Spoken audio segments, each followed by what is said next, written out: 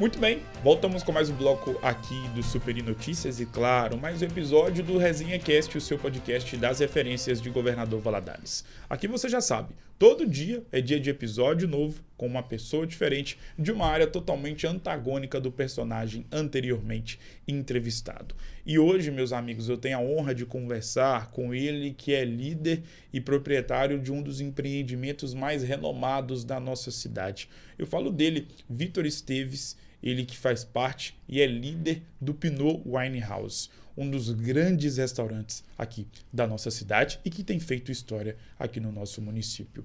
Vitor, primeiramente, cara, seja muito bem-vindo. É uma honra inenarrável ter a sua presença aqui. Eu que agradeço. Um empresário renomado e gabaritado e líder de um empreendimento mágico. Seja muito bem-vindo. Boa tarde. Boa tarde, agradeço a apresentação também. Vitor, para a gente começar nosso bate-papo, cara, toda história de sucesso tem o seu início, tem ali a origem da sua trajetória. Feito esse pequeno enunciado, como surgiu o Pinot Wine House? Eu acho que se você for traçar um paralelo assim mais afetivo da coisa, eu acho que ele surgiu em volta da minha família mesmo. O Pinot surgiu de uma... Eu sempre tive uma família que gosta muito de receber. Eu sempre tive uma família... Eu fui criado numa família que é uma família que serve. Sim. A minha mãe gosta muito de servir, o meu pai de servir, de estar com a casa cheia. Sim. E eu tenho uma família muito numerosa. Então, a minha avó materna teve 9 filhos. E a minha outra avó teve 4 filhos. Então, assim, e vários primos e tudo. E a gente sempre se reunia em volta da comida. Sim. A gente sempre se reunia em volta do... a cozinha sempre Sim. foi o ambiente mais frequentado da casa. Eu, desde criança, eu aprendi com as minhas avós a fazer algumas coisas mais básicas, assim. Principalmente com as minhas avós. Sim. Eu tenho uma avó que faleceu agora em março, que foi uma grande fonte de inspiração também nesse quesito. E eu, graças a Deus, eu tenho uma avó viva também, que ela tem 90 anos hoje. E são duas grandes inspirações. Então, eu acho que se você for pegar pro lado mais afetivo da coisa, eu acho que o Pinot começou a surgir daí. Eu acho que todo o trabalho que eu faço hoje da recepção... Sim. O trabalho que eu faço hoje em relação à comida. Hoje existem alguns pratos no Pinot que homenageiam essas pessoas, essa trajetória afetiva, traçando uma coisa social, uma coisa mais afetiva. Sim. O Pinot começou a surgir daí, da minha casa, do meu seio familiar. Com relação a trabalho, né? A como eu ganho a vida. Sim. Propriamente dita. Eu sou uma área completamente diferente. Eu fui para a área que era uma área da minha família aqui em Governador Valadares. A minha mãe, a minha tia, o meu tio, são nomes assim relevantes do direito aqui na nossa cidade, em Governador Valadares. E eu segui por esse lado. Trabalhei com eles durante muitos anos, desde que eu saí do ensino médio, eu tô envolvido com eles de alguma forma. Sim. Dentro do escritório. Só que chegou um ponto que não era exatamente o que me fazia feliz. Hoje eu vejo que o mundo corporativo, o mundo jurídico, a advocacia, ela me trouxe muita coisa boa para eu conseguir levar o meu negócio, administrativamente falando. Mas não era o que me fazia feliz. E aí surgiu a ideia do Pinot. De alguma forma a gente foi moldando essa ideia e ela foi acontecendo. E eu vejo, Vitor, que o Pinot ele tem um conceito muito diferenciado em relação ao que a gente vê em Governador Valadares, e aí não é querendo tirar mérito de ninguém, não. Uhum. É mesmo se atentando à questão do conceito que é impregnado dentro do restaurante. Sim. E aí aos olhos de quem é consumidor. Sim. Você como proprietário, como surgiu o seu olhar em relação ao conceito que você queria estabelecer no seu empreendimento? O conceito que eu queria inicialmente era um conceito de bar de vinhos, né?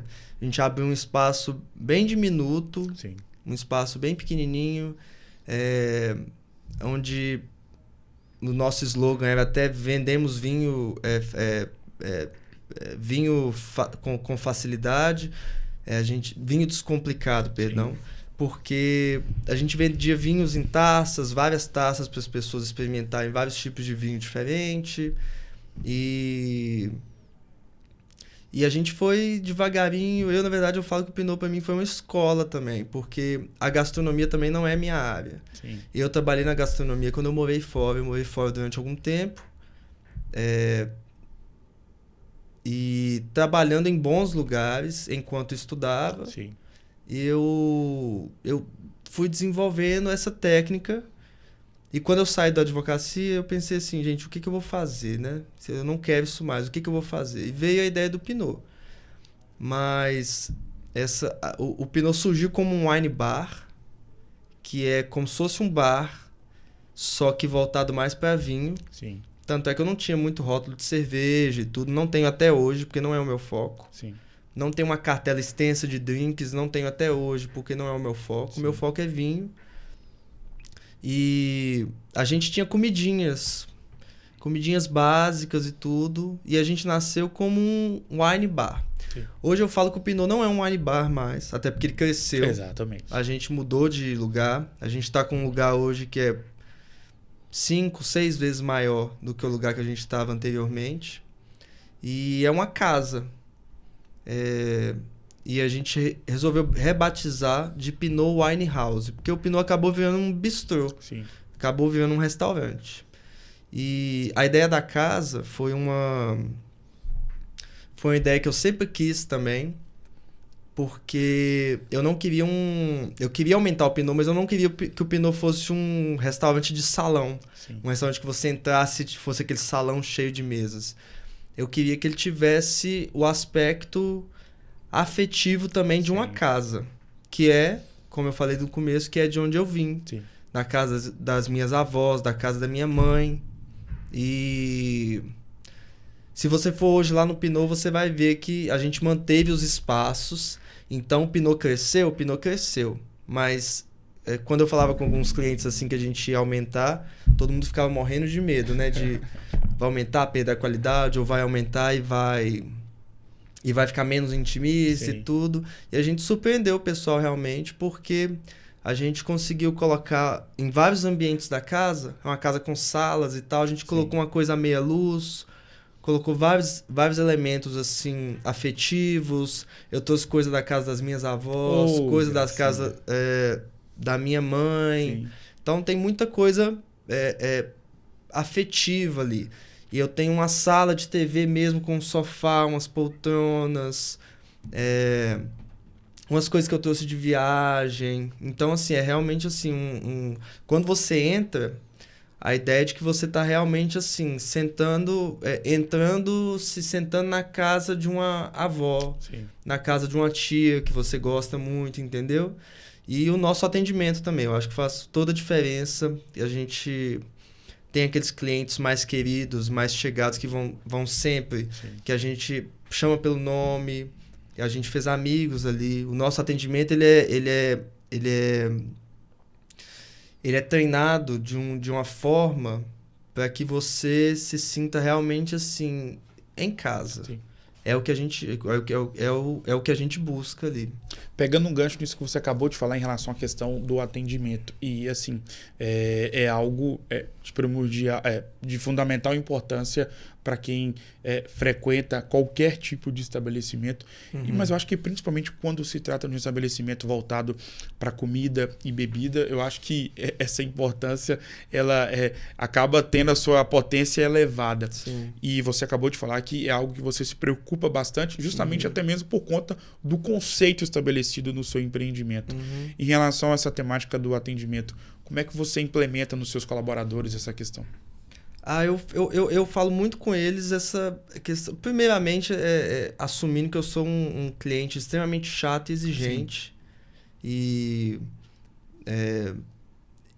pegando esse gancho aí que eu falei com você inicialmente igual de ter sido criado numa família que foi realmente assim, que ter sido criado numa família que ela tem um dom de servir, entendeu? Então eu tento passar isso pros meus meninos lá, a questão do serviço acima de tudo. Então assim, a gente tenta ter um serviço lá informal na medida, nem para deixar você desconfortável, claro, porque a gente tá ali, mas informal na medida, e a gente tenta fazer também com que você realmente se sinta em casa.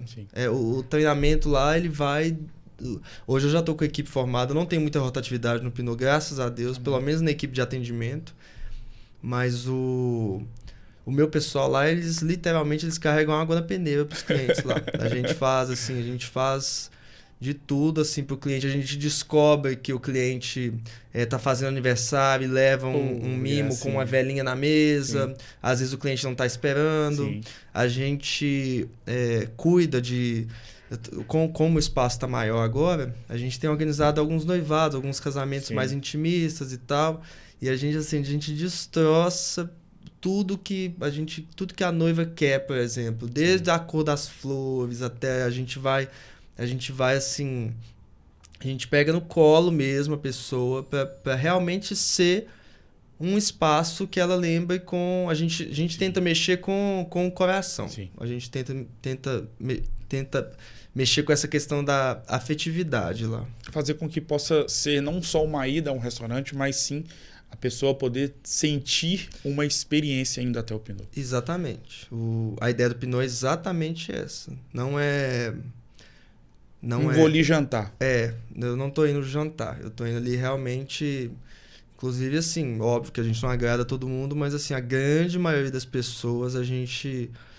Graças a Deus, assim, nesses 4 anos de funcionamento, a gente vai fazer aniversário mês que vem. E a gente tem é quase unânime. Sim. A questão do nosso atendimento, a questão da nossa comida.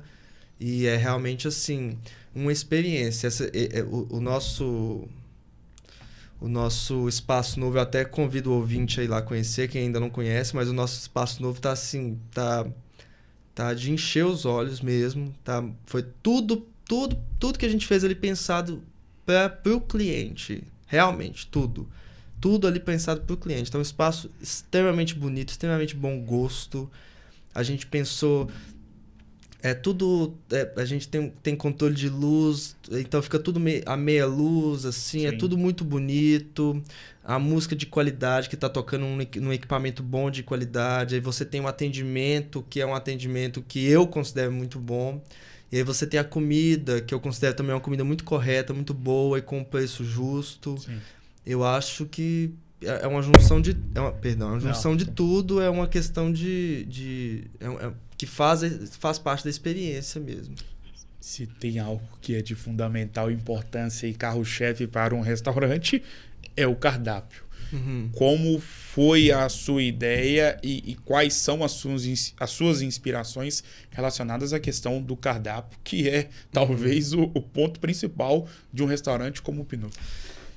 O meu cardápio no começo, ele era... Como é um wine bar, como é um bar de vinhos, que é uma ideia assim, muito difundida lá fora, mas assim, é uma ideia que não tem tanto aqui no Brasil ainda, que é um lugar que você vai... Da mesma forma que você iria tomar cerveja, você Sim. vai lá para consumir o vinho, não necessariamente com a roupa chique e tal. O vinho ainda é um pouco metido à besta aqui no Brasil, mas a gente está buscando a democratização disso. Sim, claro. Cada vez mais.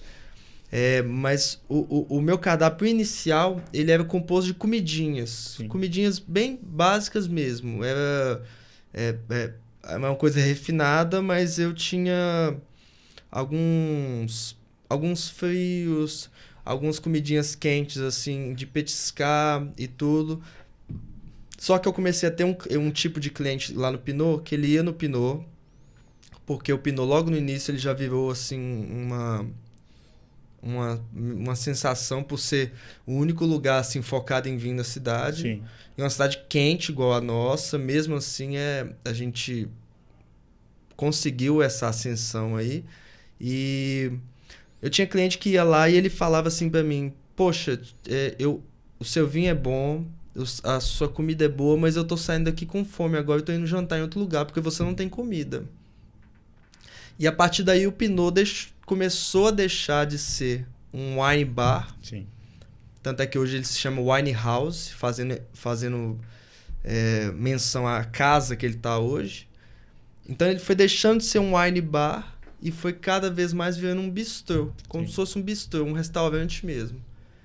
Em relação ao que eu sirvo lá, hoje eu sirvo de absolutamente tudo. Eu sirvo peixe, risoto, massas, carnes, petiscos.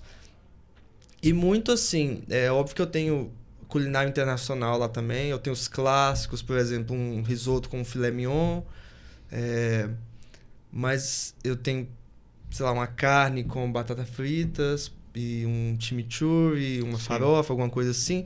Mas eu tenho também algumas coisas muito afetivas para mim, que vem desse lado, que eu volto a falar do lugar afetivo. Sim.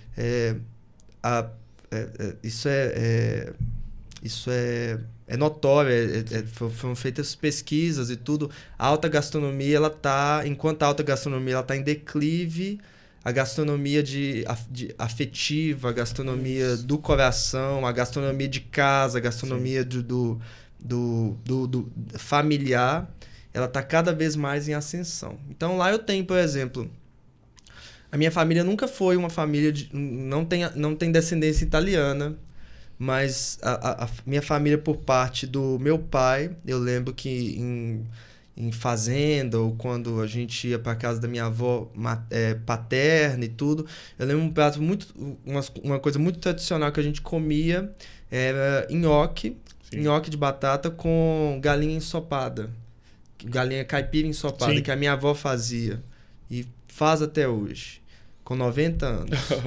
Coisa boa. E lá no Pinot, por exemplo, eu tenho nhoque que é uma inspiração da minha avó. Sim. E eu vou dar outro exemplo também, que eu tenho um pudim lá, que foi a primeira coisa que eu aprendi a fazer, acho que foi a primeira coisa que eu aprendi a fazer com a minha avó materna agora, que já é falecida, ela faleceu esse ano. E é um pudim que ele parece um cristal, porque é o pudim do rótulo da lata da receita da leite moça, mas ele tem os segredos da avó, claro, né? Que é o toque diferencial. Que é o toque diferenciado.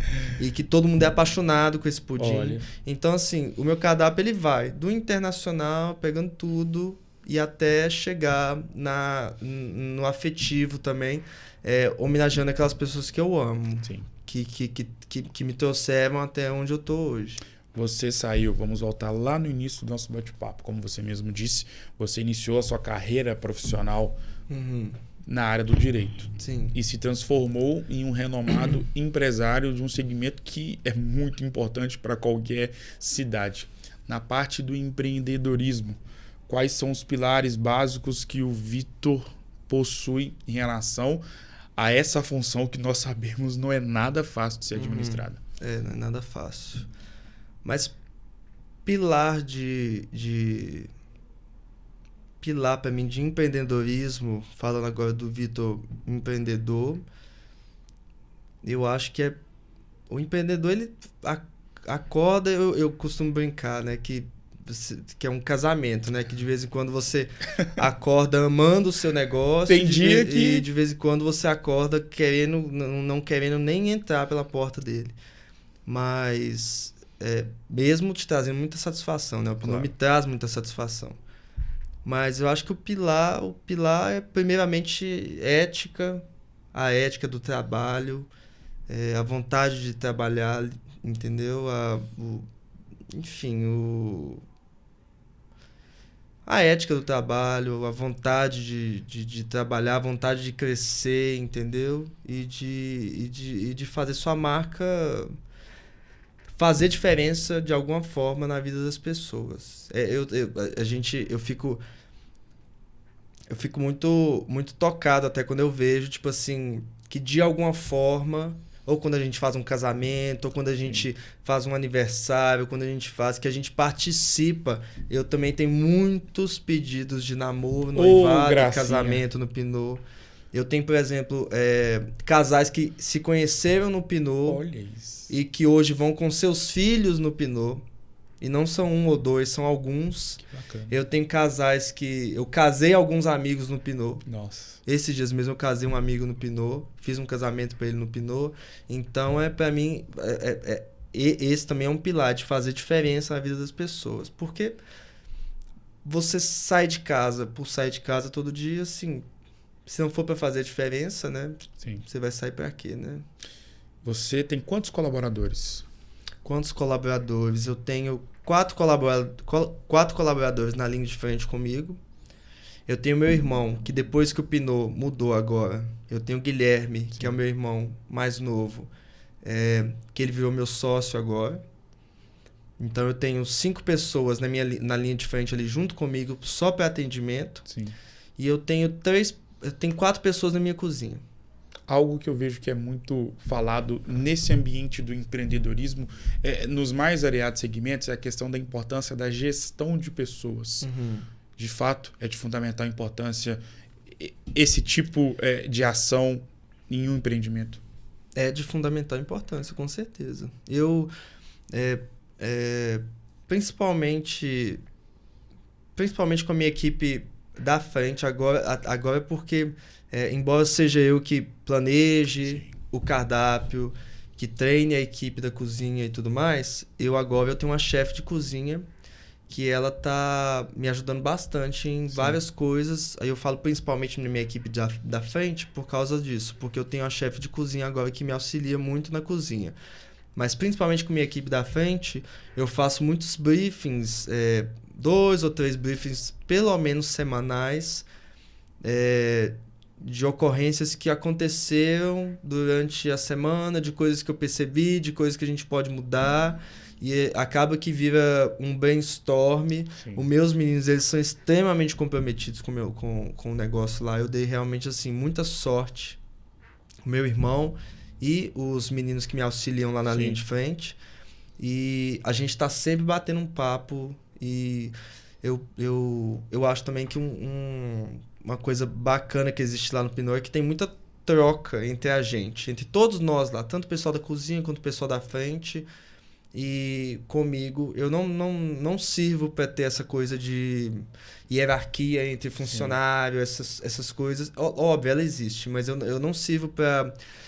Eu vou mudar um pouco a palavra. O distanciamento, entendeu? Eu sou muito próximo dos meus funcionários. Sim. E eu sempre dou para eles, assim, a gente sempre faz brainstorms, assim, a gente sempre senta junto, assim, ou no meio da noite mesmo, falando assim, isso não tá funcionando, a gente pode fazer dessa forma. Eles têm muita autonomia para fazerem também o que eles acham, porque eles me conhecem muito. Sim. E porque a gente tem muita proximidade. Eu não sirvo para ser aquele empresário, aquele chefe que fica afastado dos funcionários. Eu acho que isso também faz uma diferença, bastante diferença na questão da gestão de pessoas. E até porque eu acho que quem está lá como consumidor e vê você sempre dentro do estabelecimento, conversando junto com seus colaboradores, percebe isso, e eu acho que é um ponto muito destacável.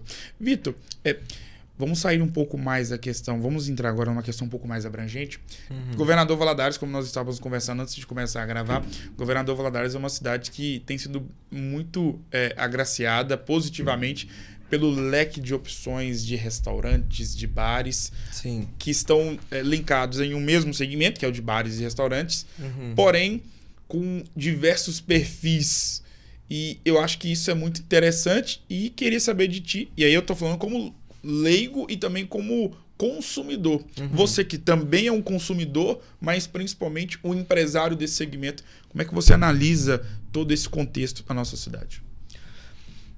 Eu acho que é muito importante, sabe? Eu acho que mesmo você tendo essa impressão, não é a impressão errada, mas mesmo você tendo essa impressão que Valadares tem muita coisa, Valadares ainda é muito carente de muita coisa. Sim. Porque se a gente pensar que a gente tá numa cidade com muita gente que tem bastante poder aquisitivo para sair semanalmente de casa para poder jantar fora, para poder comer fora. E se você pensar, a gente não tem tantos bons... A gente é uma cidade de bares, de restaurantes, assim, mais de você, enfim, comer aos finais de semana, talvez um almoço, alguma coisa assim. Mas eu acho que a gente ainda é um pouco carente de restaurantes, de bons restaurantes, assim, que colocam técnica no que eles fazem. Tem surgido alguns outros aí, tem realmente surgido.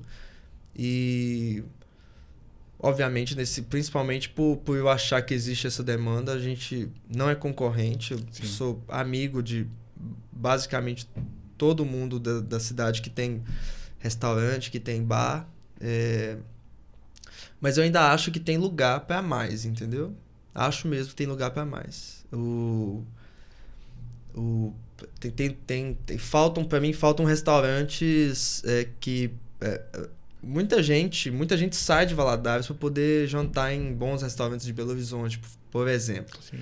Eu sei que a gente tem um gargalo aqui, porque se você trabalha com a gastronomia um pouco mais elevada, eu tenho esse gargalo, e olha que a minha gastronomia não é alta gastronomia. Eu tenho um gargalo de conseguir insumo. Sim. Eu fico imaginando aquela pessoa que tem um restaurante de alta gastronomia numa cidade como Governador Valadares, que infelizmente às vezes não chegam as coisas e tudo. Mas é isso, acho que tem espaço. Acho que tem espaço para mais, entendeu? O Pinot, como nós dissemos agora há pouco, ele é muito de sentir e ter uma experiência diferente. Ou seja, você tem que estar presente lá no restaurante para sentir justamente essa experiência. E na pandemia, o delivery ficou em alta, né? Porque os bares e restaurantes ficaram fechados, além de outros estabelecimentos também. Como é que foi isso para você? Eu fiquei muito resistente, sabe? Quando veio a pandemia, porque o Pinot abriu no dia 29 de novembro de 2019. Ou seja, dezembro, praticamente. Dezembro. Eu passei dezembro aí surfando na onda. Passei janeiro aí surfando na onda da novidade, entendeu? Todo mundo Pinot assim lotado, assim, me trazendo muita satisfação pra gente. Carnaval de 2020 começou a se falar de pandemia, mas a gente achava que era uma coisa que ia passar. Sim. E logo depois do carnaval se fechou absolutamente tudo. Começaram a vir os decretos municipais, os decretos federais, e foi se fechando tudo. Sim. E aí houveram algumas épocas que era fechamento total e houveram algumas épocas onde o atendimento poderia ser por delivery. E eu tive cobrança da minha família, eu tive cobrança de cliente, mas eu fiz delivery por um período muito pequeno da pandemia, porque eu não acredito que era o que o Pinot era. Eu não acredito que o Pinot ia chegar na casa das pessoas da mesma forma que as pessoas fossem lá para consumir. Sim. E como era um restaurante novo, eu não queria que o primeiro contato que as pessoas tivessem com o Pinot, o Pinot, todo mundo falou do Pinot e tal, vou pedir uma comida do Pinot então. Sim. Não queria que fosse uma embalagem qualquer que chegasse na casa das pessoas e com uma comida, porque a gente sabe que uma massa que sai da minha cozinha e ela vai para delivery, ela não é a mesma coisa. Tanto é que hoje eu não faço delivery de espécie nenhuma. Sim. E uma massa que sai da minha cozinha, ela não vai para sua casa, ela não chega na sua casa do mesmo jeito que ela saiu da minha cozinha. Sim. Quando ela sai da minha cozinha e vai para uma motoqueira, eu perco o controle do que vai acontecer com ela. Ela pode chegar lá totalmente revirada. Um risoto que sai da minha cozinha, ele não chega na sua casa com a mesma qualidade. Então eu fui bem resistente. Sim. Eu fiz mesmo assim para ajudar a não fechar. Porque como eu era uma empresa recém-aberta, e eu não queria também assim ficar abrindo mão dos meus funcionários e tudo, porque a gente ficava naquela expectativa, vai voltar, não vai voltar, Sim. vai voltar, não vai voltar. Então eu tinha meus custos fixos continuavam ali. E eu não tinha feito uma reserva, não deu tempo de fazer Exatamente. Reserva. Então Mas eu fui muito resistente, porque eu não acho que fazia parte da experiência. Tanto é que hoje eu não trabalho com delivery, não pretendo trabalhar com delivery. Tem alguns clientes, ou de bem perto, Sim. da minha rua, tem muito Sim. cliente da minha rua, ou alguns clientes mais conhecidos que às vezes ligam e falam assim, dá para passar, pra gente poder pegar uma comida e tal. Eu falo, dá, o que vocês querem? A pessoa vai lá, passa e pega. Mas delivery eu não costumo fazer. Eu não gosto também de fazer retirada para quem não é cliente meu. Sim. Eu gosto só para quem já conhece. Isso. Que você sabe que não vai... que sabe. Eu sei que não vai me julgar pela comida que eu tô entregando uma embalagem. Sobre um ponto que você tocou muito interessante e que vai ao encontro do que nós já falamos aqui no nosso bate-papo, sobre a sua visão e do seu papel como empreendedor. Você mesmo acabou de falar, né? O Pinot nasce no final de 2019 e aí vem a pandemia ali em março de 2020 e você acabou de falar que não deu tempo de fazer a reserva financeira. Como é que foi a gestão financeira nesse momento alarmante? Olha, vou ser bem honesto para você. Igual o Pinot hoje, o Pinot ele é meu, eu tenho um sócio que é o meu irmão mais novo, mas graças a Deus eu tenho um grupo de apoio familiar que me ajuda em absolutamente tudo que eu tive essa sorte. Sim. De ter um grupo de apoio mesmo, claro. De amigos e de família que sempre apoiavam o meu negócio. E eu tenho um pai e uma mãe maravilhosos que, se não fossem eles na pandemia, vou ser bem honesto para você, a gente tinha fechado. E eles seguraram bastante as pontas para mim em relação a contas. Sim. E tal, porque, sendo bem honesto para você, foi isso que não fez o Pinot fechar. Foi o meu grupo de apoio, foi a minha família. A minha família que acreditava no negócio e investiu no negócio para que ele não fechasse. Foi assim que a gente conseguiu se manter. Porque foi uma situação meio desesperadora, assim, né? Você faz um investimento, porque eu cheguei num lugar que era um lugar vazio e tudo, transformei o lugar inteiro. Fiz um investimento relativamente alto. Claro. Para quem não tinha dinheiro, eu não tinha dinheiro na época. E aí você se vê com as contas vencendo, mas você não tem faturamento algum. Sim. Então, assim, se realmente não fosse minha rede de apoio, minha família e tudo, eu não teria passado da pandemia. Eu teria fechado. Sobre pessoas, sobre rede de apoio, sobre pessoas importantes na sua vida... Quando eu olho para você, eu vejo o seu amor pela gastronomia e pelo empreendedorismo e, obviamente, consequentemente, pelo Pinot.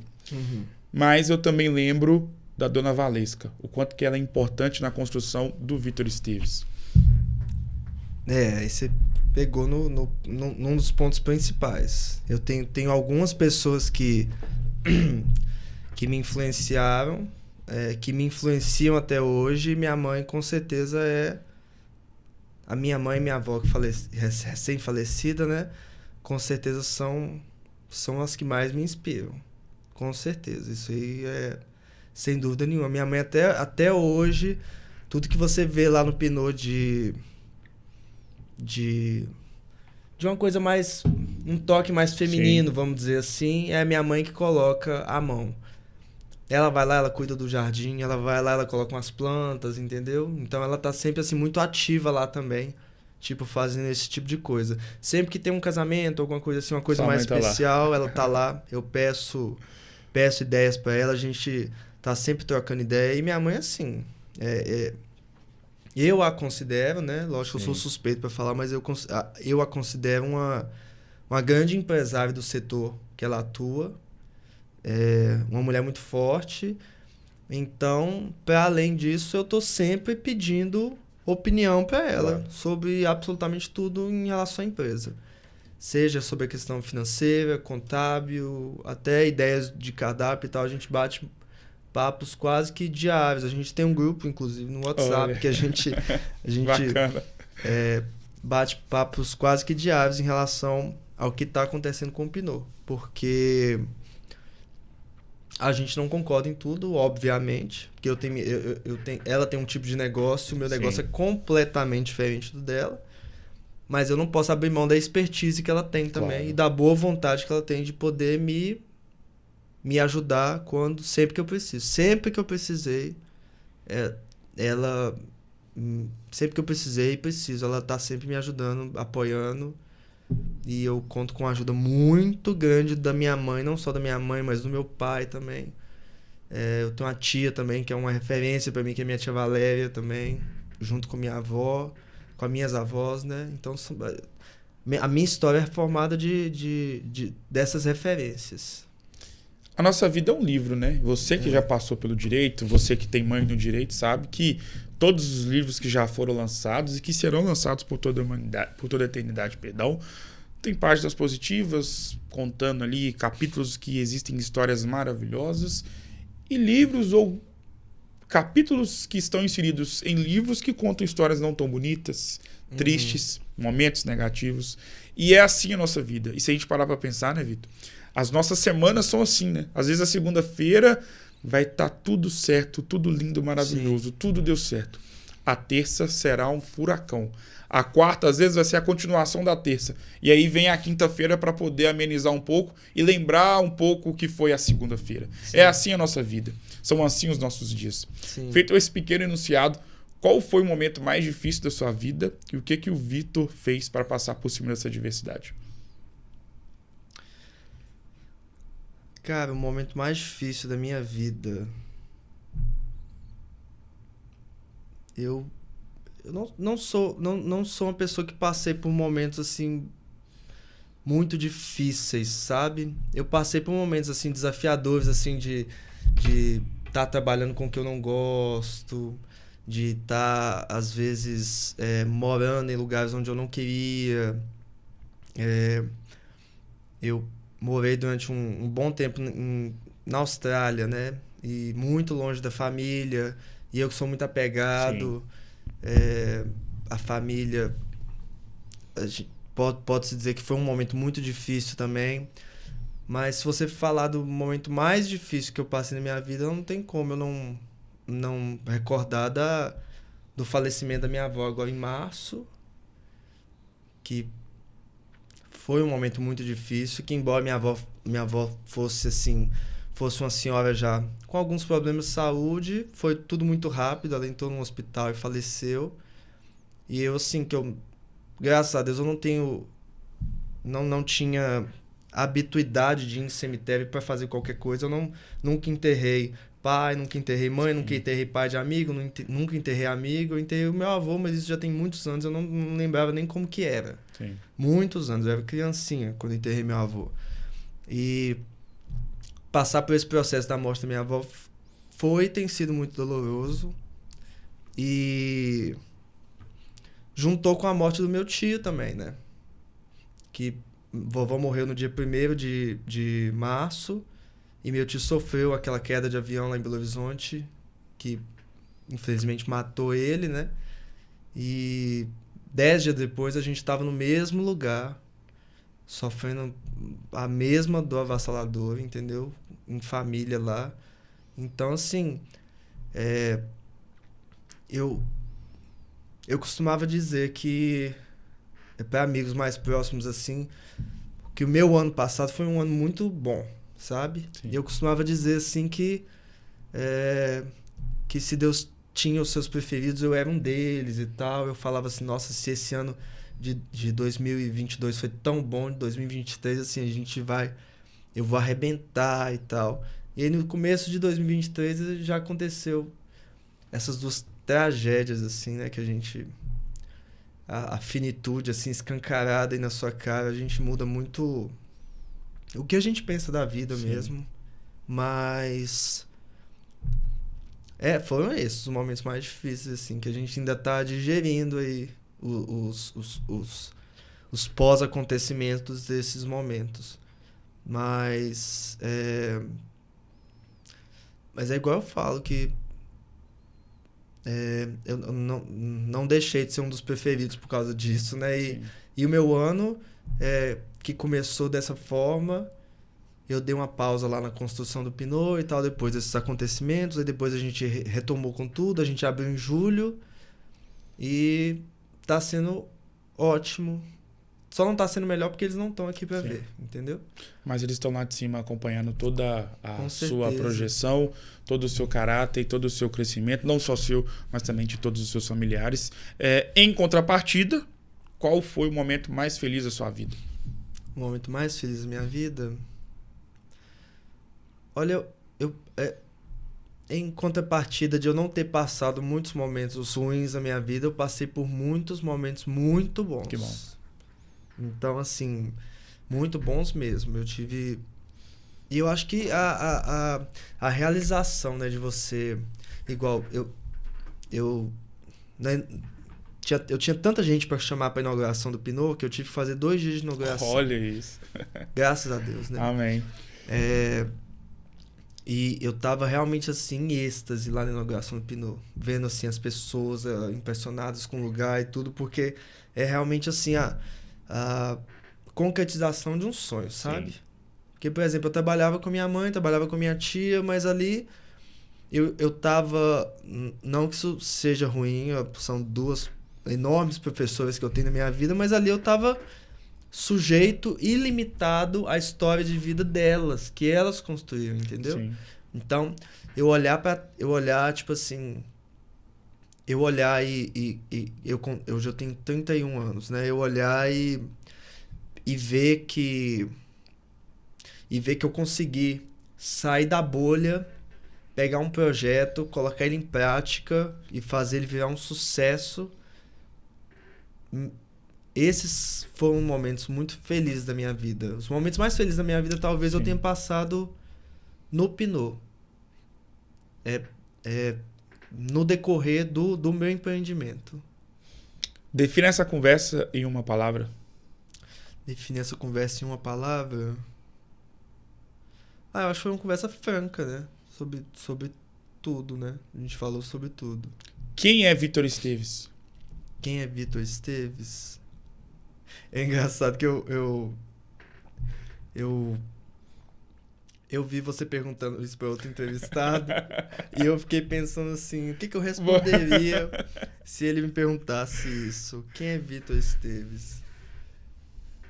Cara, eu sou um cara, assim, muito, muito ligado à família, minhas raízes, entendeu? Muito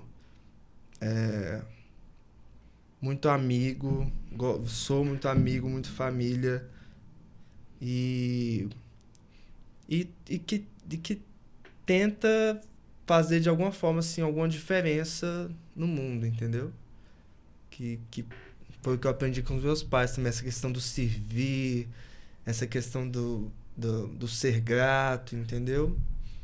É isso, eu sou uma pessoa que tô aí tentando fazer alguma coisa pra me diferenciar dos demais e fazer diferença no mundo, assim, no mundo que eu vivo, positivamente.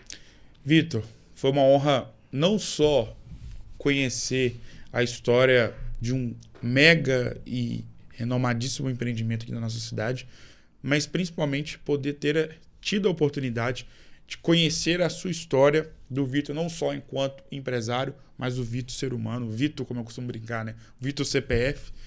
Muito obrigado por ter aceitado o convite. Foi um prazer. Foi uma honra inenarrável ter você aqui, ouvir a sua história, conhecer a sua história. Sucesso. E claro que as portas estão abertas para você poder voltar mais vezes. Muito obrigado. Obrigado, eu que agradeço. Tamo junto, Vitor. O Super Notícias com essa grande história vai ficando por aqui. Claro, Resenha Cast, o seu podcast de Governador Valadares.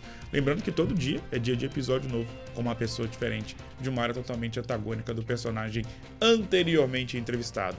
Vou ficando por aqui, um grande abraço e até uma próxima. Até mais.